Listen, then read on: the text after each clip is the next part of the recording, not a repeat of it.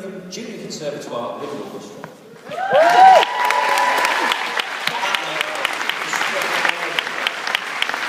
Show of hands from the band. Right, you're everywhere. Fantastic.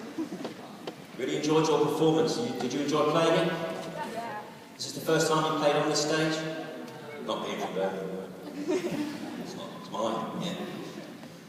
Loved your choice of programming. I've never heard the piece before. Beautiful, and such a well put together piece of music. Just very descriptive, painting a picture of the titles beautifully. It was a rousing opening with the horns singing over the band. Where's your Frank's horn section? You deserve a round of applause.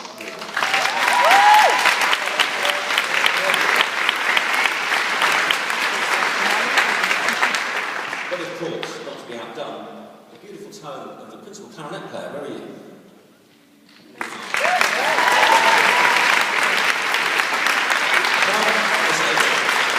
Wonderful tone, sir. Wonderful tone. Lots of practice has gone into that. It sounds absolutely wonderful in this great hall. If you could only hear it, often wonder, you know, you're sitting on a hall on a stage like this, if you could just double yourself and sit yourself up at the back and just wonder what you sound like, you'd be very, very proud of yourselves. It's very, very nice indeed. So that went from that rousing opening slipped into a 3/4, and it lilted along comfortably, where the band sat very comfortably.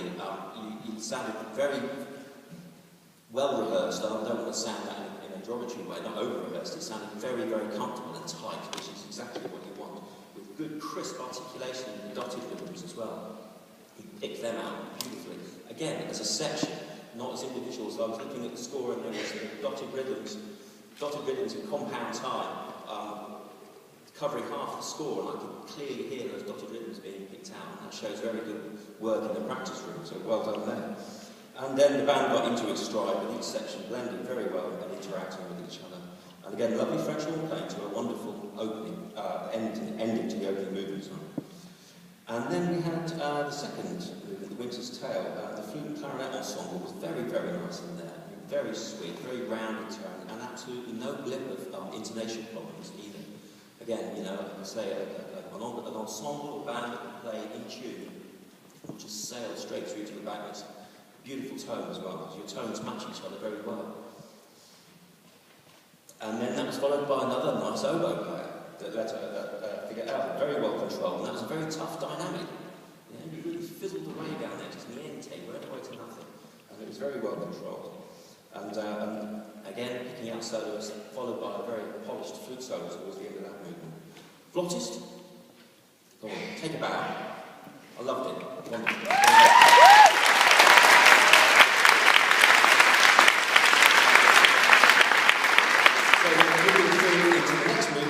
Very descriptive piece, absolute bags of colour. You had arcs of light and shade and different colours within the texture of this piece, with big broad lines.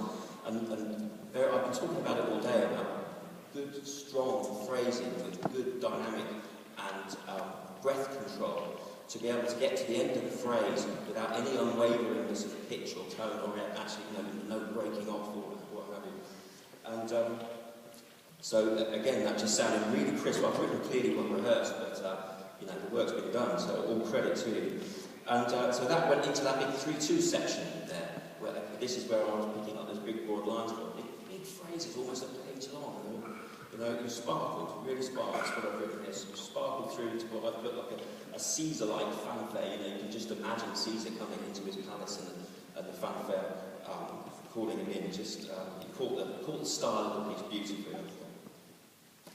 And then wasn't it magnificent when the organ came in towards the end and really polished off the piece beautifully towards the end and created a wonderful atmosphere. And in here, you know, that's a wonderful thing to do. So I'll conclude with Birmingham. That was a very exciting performance. And it's been a joy listening to you. Thank you very much.